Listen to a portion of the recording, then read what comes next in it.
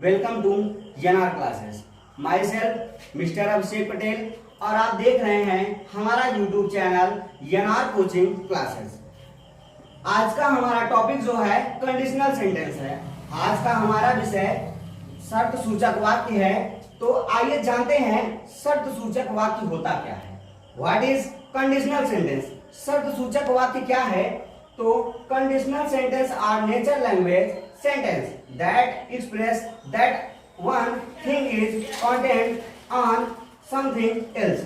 मतलब conditional sentence शर्त सूचक वाक्य वह वाक्य बताता है, वह भाषा है जो बताता है कि एक वस्तु दूसरे वस्तु पर निर्भर है। तो कंडीशनल सेंटेंस के प्रकार कैसे होते हैं हम आज आपको सिखाएंगे। कंडीशनल सेंटेंस के प्रकार। कंडीशनल सेंटेंस तीन प्रकार के होते हैं। पहला होता है फर्स्ट कंडीशन, दूसरा सेकंड कंडीशन, तीसरा आता है हमारा थर्ड कंडीशन। तो भैया आज आपका टॉपिक फर्स्ट स्टार्ट होता है फर्स्ट कंडीशनल क्या होता है। फर्स्ट कंडीशनल की पहचान क्या होती है? तो भैया फर्स्ट कंडीशन में दो चीजें अप्लाई होती हैं। पहला होता है हमारा शर्त होता है और दूसरा होता है हमारा परिणाम। अगर कोई शर्त रखेगा, कोई चीज बनाई जाएगी तो उसका कोई परिणाम जरूर निकलता है। उसी प्रकार से जिन वाक्यों के अंत में पहचान कैसे करेंगे भैया? जिन वाक्यों के अंत में गा गी गे क्या आता है? गा गी गे, अर्थात शर्त में भी हमारा गा गी गे देगा और परिणाम में भी हमारा गा गी गे देगा। तो हमें समझ जाना है कि वहां पर फर्स्ट कंडीशन है। अर्थात जब फर्स्ट कंडीशन का अर्थात जब शर्त का अनुवाद हम करेंगे तो इसमें एक चीज बहुत मायने रखती है, आता है इफ। इफ का मतलब होता है भैया अगर या यदि, दोनों में से कोई एक भी आता है तो उसके लिए हम इफ का प्रयोग करते हैं। तो भैया जो शर्त का अनुवाद जब हम करने लगेंगे तो सबसे पहले सिंपल प्रेजेंट टेंस में करते हैं। सिंपल प्रेजेंट टेंस का हिंदी होता है भैया साधारण वर्तमान काल। और दूसरा जब परिणाम का अनुवाद कैसे करते हैं, अंग्रेजी में ट्रांसलेट कैसे किया जाता है? सिंपल फ्यूचर टेंस, अर्थात साधारण भविष्य काल। तो भैया इसके लिए हम चलते हैं फार्मूला तैयार करते हैं। फार्मूला का हिंदी होता है सूत्र। तो फार्मूले के अकॉर्डिंग हमने आपको बताया है कि इसमें सबसे पहले यदि देता है या अगर देता है तो सबसे पहले इफ लगता है भैया। इफ का मतलब होता है यदि या अगर। अब हो गया हमारा इफ, फिर प्लस आता है सब्जेक्ट। सब्जेक्ट को भैया कहते हैं हिंदी में कर्ता, कर्ता। और भैया दूसरा आता है हमारा वर्ब में यस या ईएस। अब देखिए भैया आपको अगर पता होगा कि प्रेजेंट टेंस में जो होता है दो चीजें अप्लाई होता है। अफर्मेटिव सेंटेंस जो होता है इंडिफिनिट का, वहां पर एक वचनकर्ता के साथ यस या ईएस लगता है क्रिया में, और बहुवचनकर्ता के साथ क्रिया में यस या ईएस नहीं लगता है। अगर आपको नहीं पता है तो हम उसके लिए डिटेल्स का वीडियो जल्द ही आएगा आपके बीच में, तो भैया देखते रहिए। आगे आते हैं, सब्जेक्ट हो गया भैया, क्रिया में यस या ईएस जब एक वचनकर्ता देगा तभी आपको क्रिया में यस या ईएस लगाना है, अन्यथा क्रिया में यस या ईएस नहीं लगाना है। उसके बाद ऑब्जेक्ट भैया, ऑब्जेक्ट मतलब होता है वस्तु होता है, लेकिन हम टेंस में इसको कहते हैं कर्म। अंग्रेजी में इसको भैया जब देखेंगे तो ये अनुवाद करते समय कर्म बन जाता है। उसके बाद कर्म लिखने के बाद हम कॉमा लगाते हैं। अर्थात तो हमारा देखिए जैसे यहाँ पर दिया गया है, यदि तुम बाजार जाओगे तो, अर्थात भैया पहला शर्त जहाँ पर खत्म होता है वहां से हमारा परिणाम लागू होता है। तो जब शर्त का अनुवाद हम कर लेते हैं तो उसके बाद एक छोटा सा चीज लगाते हैं जिसको कहते हैं कॉमा। कॉमा को हिंदी में कहते हैं भैया अल्प विराम। क्या कहते हैं भैया? अल्प विराम कहते हैं। अल्प विराम का चिन्ह लगाकर हम आगे बढ़ते हैं, तब क्या होता है? तब जब हम परिणाम का अनुवाद करते हैं भैया तो लगाते हैं सेकंड सब्जेक्ट। क्या लगाते हैं भैया? सेकंड सब्जेक्ट लगाने के बाद प्लस हो जाता है। उसके बाद क्या किया जाता है? शैल या बिल। क्यों? क्योंकि हमारा जो परिणाम का अनुवाद होता है वह सिंपल फ्यूचर टेंस में होता है। सिंपल फ्यूचर टेंस में होता है तो उसके लिए हमारा शैल या बिल लगता है। अब बात आती है कि शैल कहाँ लगेगा, बिल कहाँ लगेगा। आई और बी हमारा ऐसा करता है भैया, आई और बी हमारा ऐसा करता है जिसके साथ में शैल लगता है। बाकी सभी जो भी करता आते हैं उनके साथ में हेल्पिंग वर्ब बिल लगता है। तो भैया शैल या बिल का लगाकर हम आगे बढ़ जाएंगे तो यहाँ पर वर्ब का फर्स्ट फॉर्म लिखा जाता है। अगर कुछ ना लिखा रहे फर्स्ट फॉर्म सेकंड फॉर्म, तो भैया अगर वर्ब लिखा रहे तो आप समझ जाइएगा कि वहां क्रिया का प्रथम रूप ही हो। अब बात आती है भैया आगे क्या करना है, आपको प्लस लगा के हमारा फार्मूला ऑब्जेक्ट मतलब कर्म लिखा जाएगा, उसके बाद फुल स्टॉप लगा देते हैं। चलिए एग्जाम्पल पे आते हैं भैया। एग्जाम्पल कह रहा है यदि तुम बाजार जाओगे तो मैं भी जाऊंगा। शर्त क्या रख रहा है, अगर आप बाजार जाओगे तो मैं भी आपके साथ बाजार जाऊंगा। अर्थात शर्त कह रहा है अगर आप जाओगे परिणाम दूंगा मैं कि मैं भी बाजार जाऊंगा। तो अनुवाद कैसे करते हैं भैया, सबसे पहले यदि आता है तो हम क्या लिखते हैं भैया, इफ लिखते हैं, फार्मूले के अकॉर्डिंग आते हैं, हमने लिखा इफ। उसके बाद हमारा है सब्जेक्ट। तो भैया अफर्मेटिव में पहला वाला वाक्य अगर यदि नहीं दिया रहता तब हमारा पहला वाला वाक्य सब्जेक्ट होता है, अर्थात यहाँ तुम हमारा सब्जेक्ट है। उसके बाद क्या आता है भैया, सब्जेक्ट के बाद वर्ब में यस या ईएस लगाना है। तो आते हैं वर्ब कैसे पहचानेंगे, तो भैया जो क्रिया, वर्ब का मतलब होता है क्रिया, जो काम हो रहा होता है वह होती है हमारी क्रिया। अर्थात यहाँ पर बाजार जाने का काम हो रहा है भैया, तो ये हो गई हमारी क्रिया। क्रिया को हमने वो लिखा भैया। अब देखिए आप, अब बात आती है यस या ईएस का। फार्मूले में सर आपने बताया है यस या ईएस लगेगा, चलो लगा देते हैं। तो भैया अगर फार्मूले में यस या ईएस लगाओगे तो गलत हो जाएगा। गलत हो जाएगा कैसे, यहां से आप पहले कर्ता पता करो उसके बाद लगाओ तब आपका सही होगा। कर्ता हमारा यू है, यू हमारा बहुवचन कर्ता आता है, आपको पता ही होगा।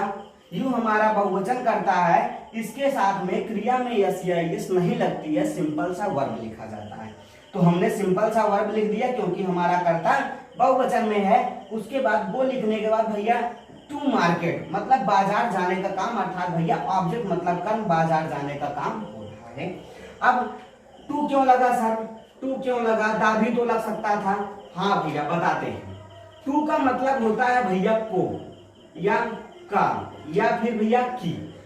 तो सर यहाँ पे तो का की के नहीं लिखा गया है, क्यों आपने टू लगाया, बताते हैं आपको। क्योंकि भैया कहीं भी अगर जाना होता है तो बाजार को, विद्यालय को जाना होता है, घर को जाना होता है, ना कि बाजार जाना होता है।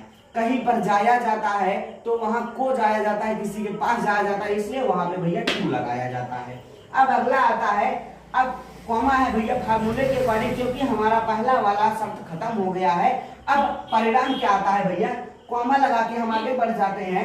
सेकंड सब्जेक्ट हमारा आता है, हमने लिखा आई, फार्मूले के अकॉर्डिंग सेकंड सब्जेक्ट हमने लिखा आई। उसके बाद क्या है भैया, प्लस क्या है, शैल या विल है। तो लास्ट में जाइए आप, गा की ये दिया हमने बताया है, आई और वी के साथ क्या लगता है भैया, शैल लगता है। तो लगाते हैं शैल, आई शैल, मैं भी दिया है भैया, आल्सो गो, मैं भी जाऊंगा।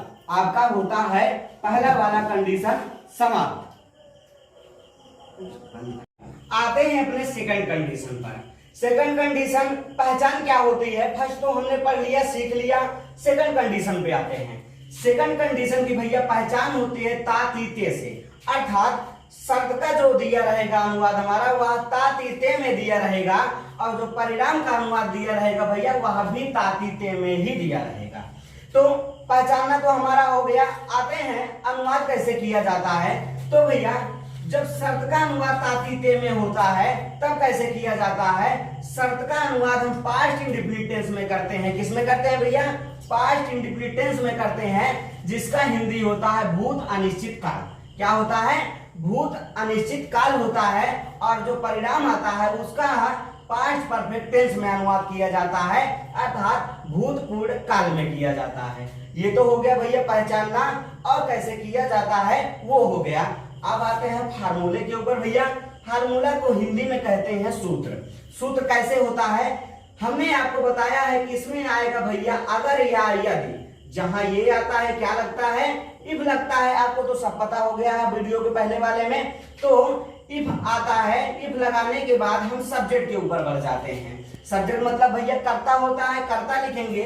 फिर यहाँ पर क्रिया का सेकंड फॉर्म लिखा जाता है, अर्थात क्रिया का दूसरा रूप लगता है। उसके बाद ऑब्जेक्ट कर्म लिखते हैं। पहला जब शब्द का अनुवाद खत्म हो जाता है पहले पे तो लगा देते हैं कॉमा, बढ़ जाते हैं सेकंड सब्जेक्ट की तरफ अर्थात परिणाम की तरफ, तो सेकंड सब्जेक्ट लिखा जाएगा, उसके बाद वुड लगाया जाएगा, उसके बाद एमबी का थर्ड फॉर्म होगा, उसके बाद ऑब्जेक्ट लिखा जाएगा।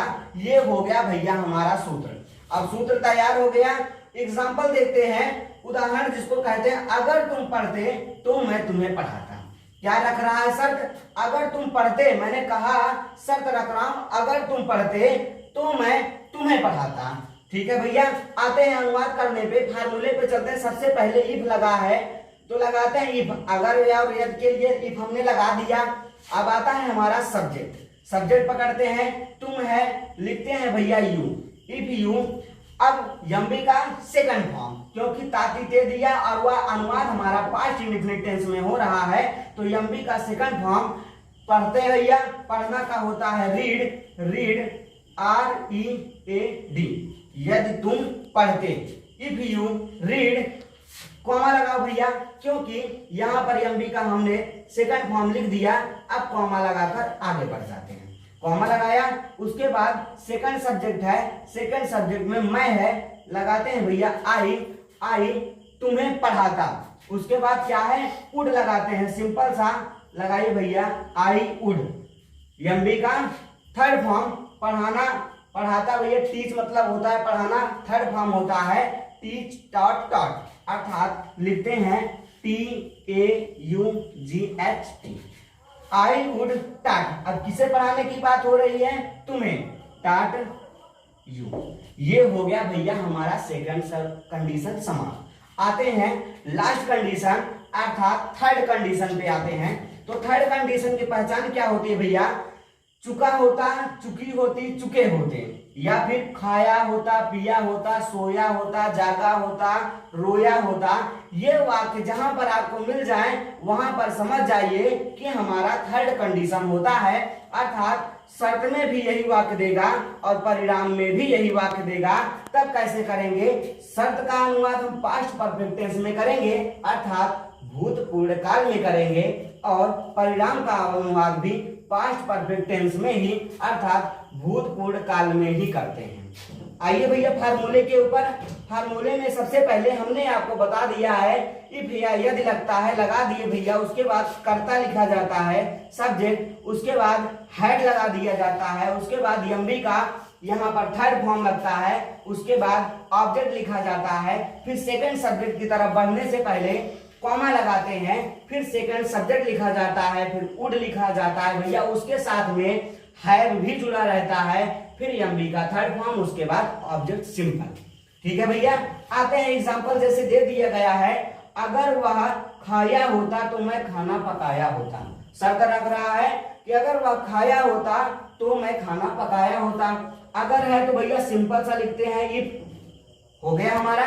सब्जेक्ट है वह ही, इफ ही, अगर भैया वह खाई होती होता तो सी लगता ना, अगर वो खाया होता है तो ही लगा। इफ ही खाना, इसके बाद क्या है भैया हैड, इफ ही हैड, और एमबी का थर्ड फॉर्म ईट मतलब होता है भैया खाना, ईट एट ईटेन होता है third form, if he had eaten. उसके बाद क्या आता है ऑब्जेक्ट, यहाँ कोई ऑब्जेक्ट नहीं है, अगर वस्तु होता तो ऑब्जेक्ट हो जाता हमारा, लेकिन यहाँ कोई ऑब्जेक्ट नहीं, इसलिए बढ़ते हैं सेकंड सब्जेक्ट की तरफ। उससे पहले आपका है कॉमा, लगाते हैं भैया कॉमा, फिर है सेकंड सब्जेक्ट, सेकंड सब्जेक्ट हमारा आई है, आई लेते हैं, उसके बाद यहाँ पर दिया गया है वुड है, लगाते हैं भैया आई वुड हैव, हो गया हमारा। फिर क्या है भैया एमबी का थर्ड फॉर्म, यहां पर लगा देते हैं एमबी का थर्ड फॉर्म भैया पकाना, कुक मतलब होता है पकाना, कुक्ड कुक्ड हो जाता है, COOKED।